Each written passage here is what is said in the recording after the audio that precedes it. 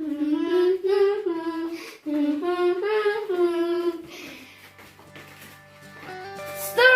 big ball max っていうやつを今日やっていくんですけど、2セットあって、ピンク色とブルーがあって、特殊素材で割れにくいらしいんですよ。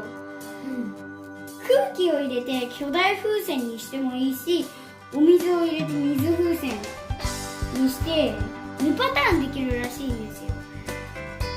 で、なんと最大120センチ、だいたいこのぐらいですね。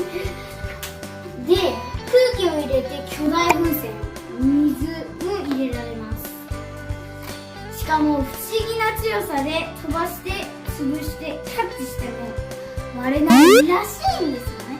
じゃあこれをちょっと今回は水を入れて検証していきたいと思います。本当にこれ割れないのかな。不思議な。超無理無理。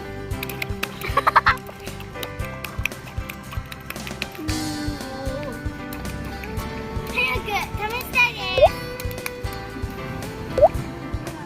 水入れ終わったので、じゃあ抜きます。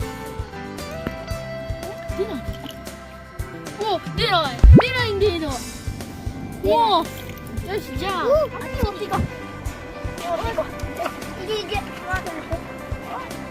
大丈夫大丈夫。なんで割れません。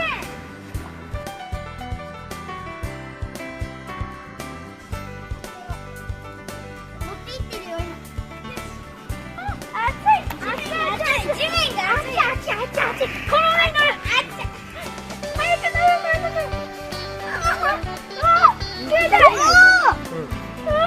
すごく気持ちいいです。